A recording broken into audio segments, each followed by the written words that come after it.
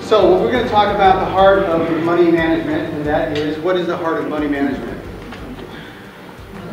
Money. Responsibility. Responsibility, managing it. Discipline. Making it first. If you can't measure it, then spend it. you can't manage it, right?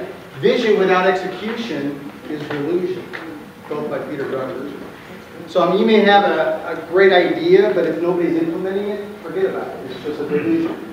If you are trying to get something done and you're not measuring how that's coming along, then who knows where you are. And it's equivalent to having a gas gauge, and I'll come back to that in just a little bit.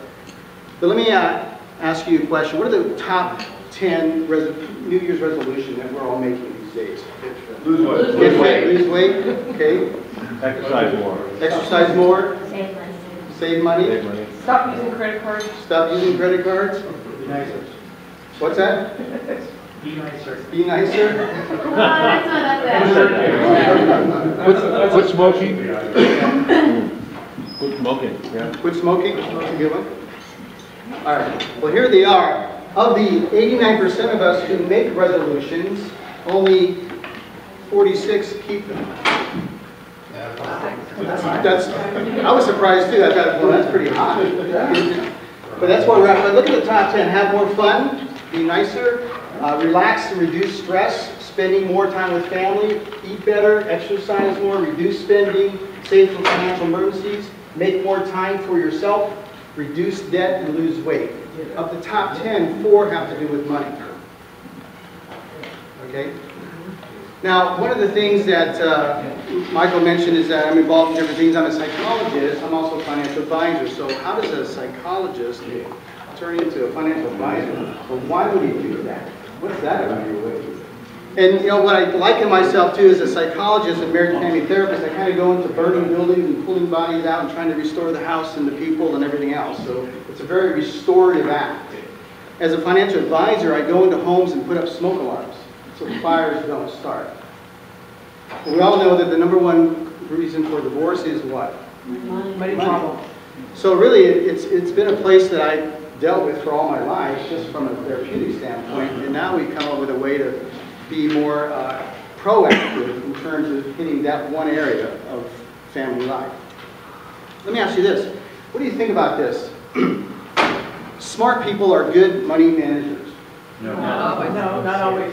Okay. Well, let me tell you, I oversee about 25 therapists with Turning Point Counseling.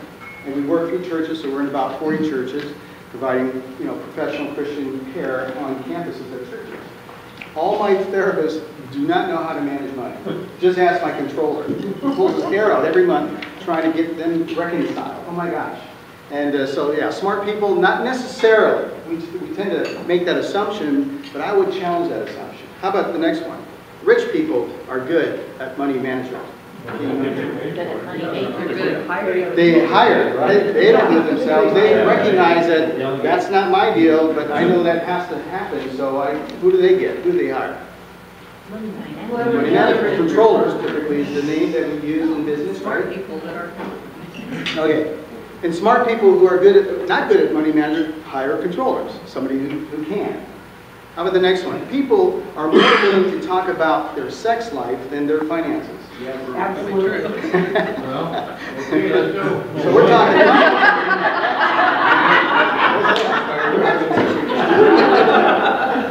Oh, you don't want to let that word. Shortest presentation we've ever had. That's our next program.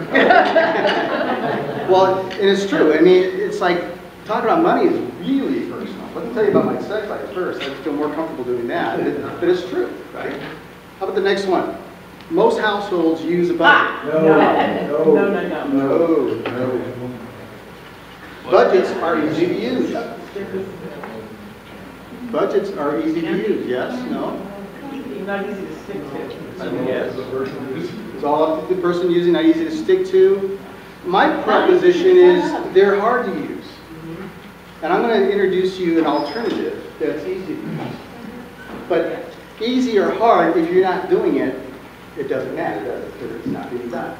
So implementation, discipline is key.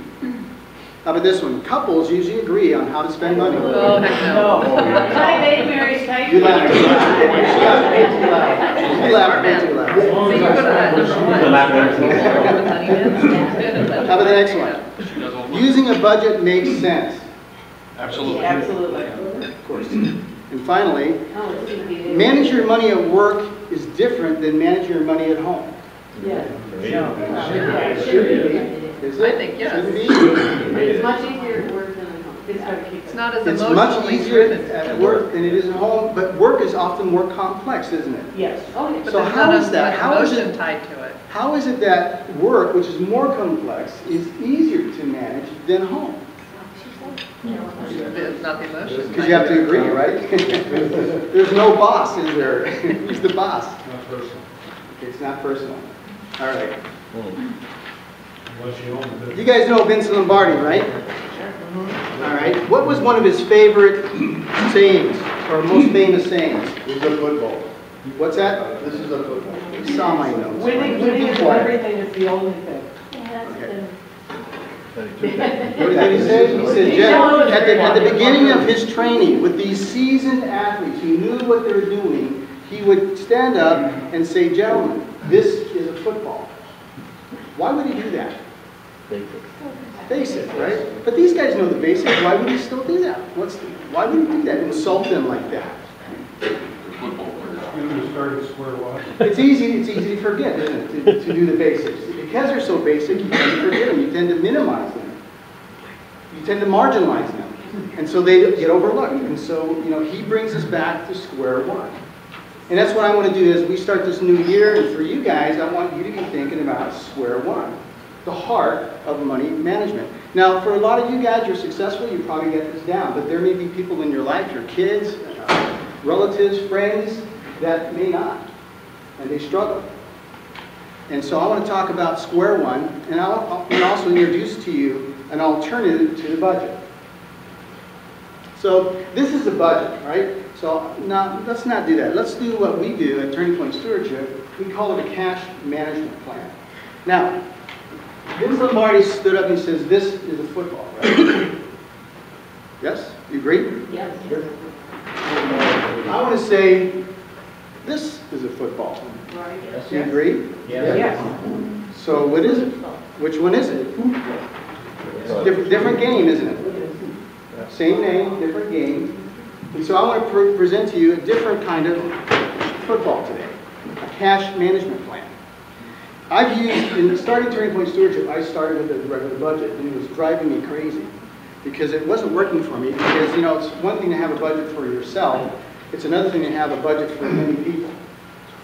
So, and what I was trying to do is design my program into this budget, and it wasn't working. So I eventually designed a budget to wrap around my program. And suddenly it started to work. And what I want to do is I want to introduce, and I'm going to have Mike pass this out. This is an example of it. If you have interest, there might be a sign-up sheet. Might be a sign-up sheet. There it is. If you have interest, I will be happy to email you in an Excel spreadsheet format this budget that you're welcome to use. And but I'll explain it to you here so you know how to use it.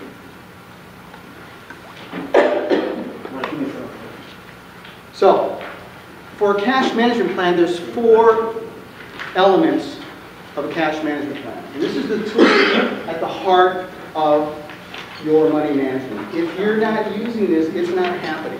Now, most people make a budget, right? And where is your budget? Where does your budget go? In a drawer somewhere? Yes. Do you have a budget? Yes. Where is it? I think my wife has it. Or it's, I don't know, I filed it away. And I liken a budget to your gas gauge in your car. If I said, how much gas do you have in your car, you tell me. And if you were planning to go to Vegas, you look at your gas gauge and say, do I need to stop for gas or do I have enough to get there to my goal? Because you have something that's telling you on a regular basis, moment by moment basis, where you stand with your fuel. Well, what do we have that tells us where we are financially in our business, in our home life? What tells us?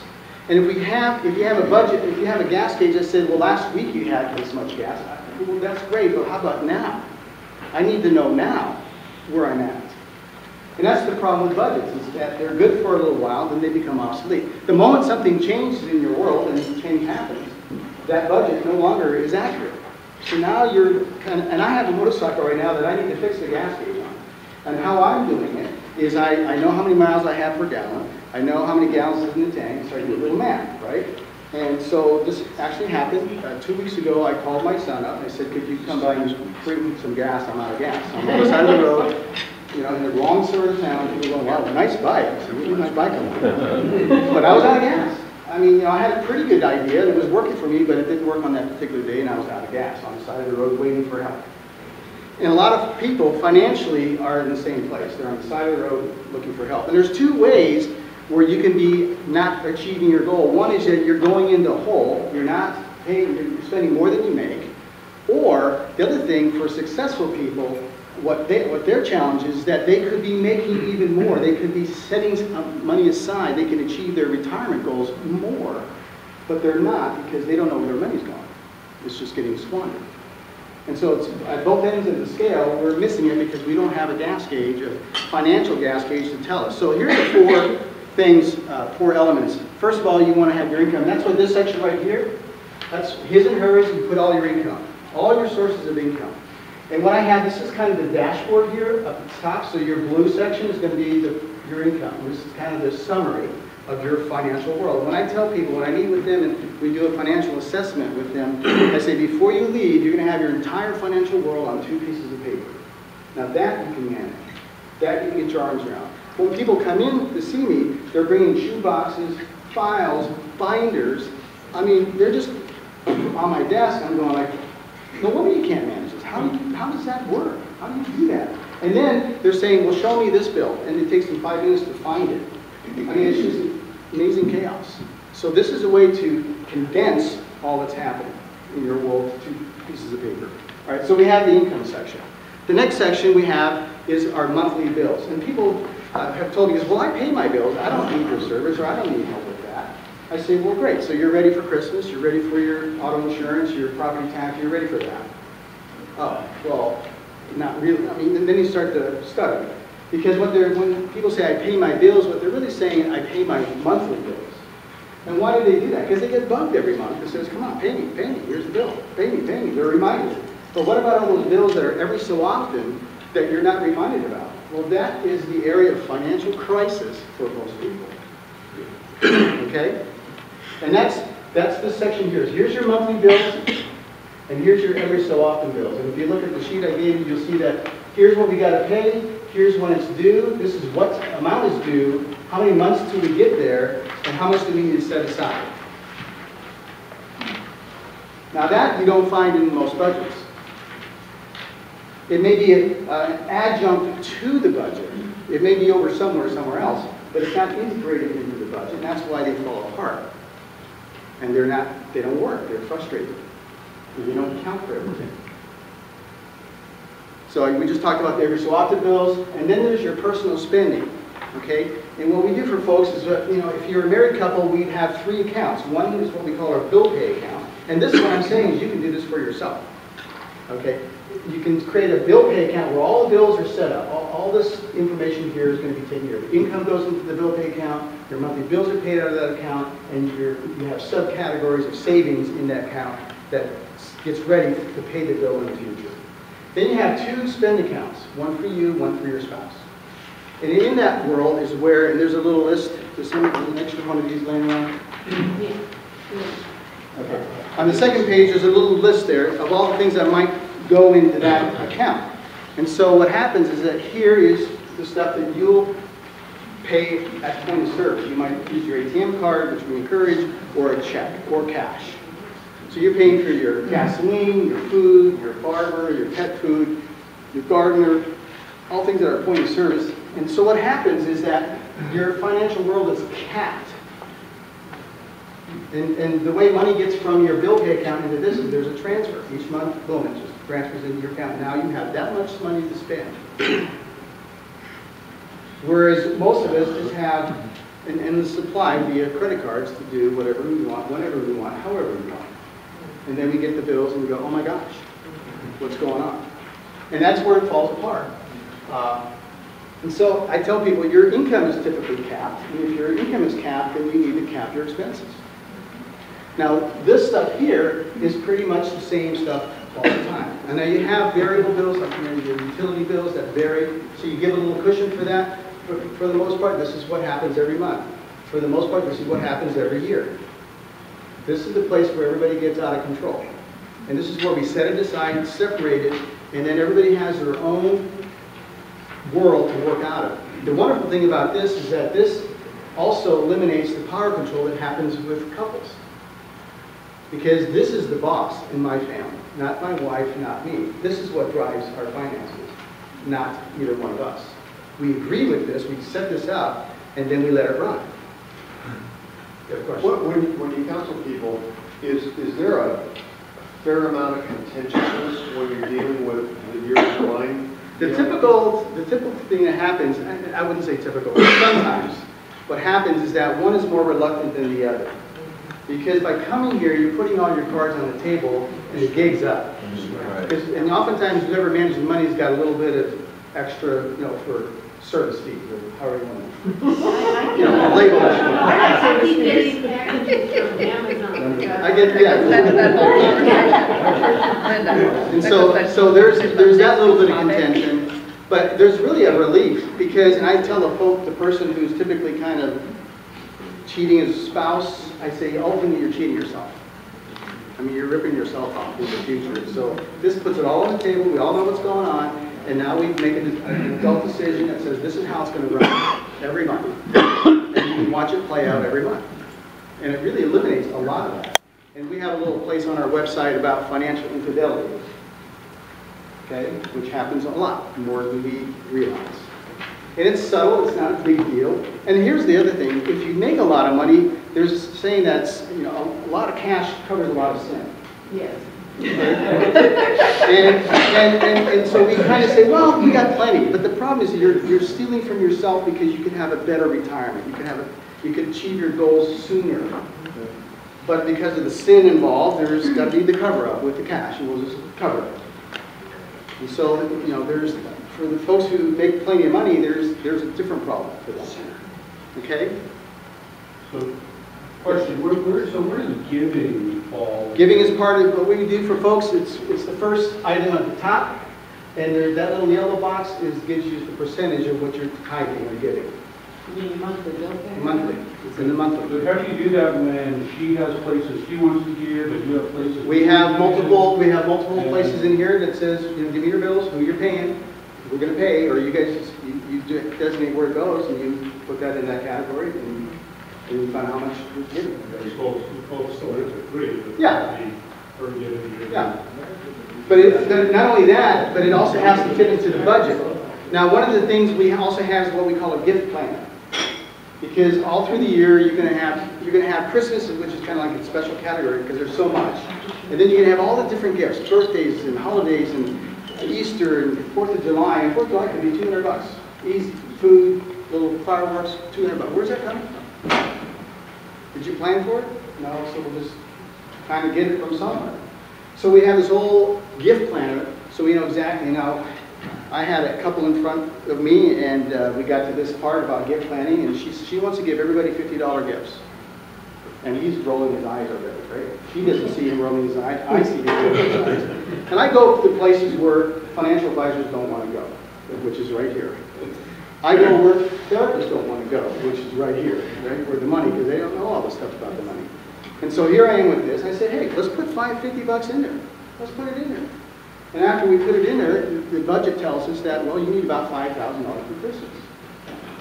And she goes, oh, she's a giving person. She's got grandkids, all these people she wants to give to. Oh, well, make it 30. Make it 20. And he's looking at me like, man, that's pretty cool. How do you do that? And I've been working on that for 8 years. And she's just coming up with herself because she sees the results.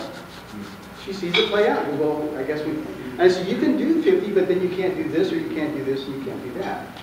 And I tell people, everybody has to tell themselves no, because you can't do it all, right? You can't do it all. I have a guy who makes $100,000 a month. I say, George, you can't buy another plane right now. You're going to have to wait. Or George. But I say the same thing to a gal who's single, in her late 20s. She makes about $4 grand. I say, you can't do that right now. I say the same thing to anybody who sits in front of me, because we can all outspend our money, our income. It's just so easy. Because there's so many things our culture does, really helps us discover all the things that we didn't know we wanted. You know? And so, this is where we create this budget, and this is what drives their world, our world. Now, it's a little bit different than your typical budget, and that's why I wanted to share it with you. And this is your gas gauge. You know if you have enough to achieve your goals. Now, what's the secret sauce? No restrictions. No restrictions. Happy wife, happy life. What makes this work? Negotiation. What makes this work? No, communication. Reality. What's the secret sauce of what I'm sharing with you?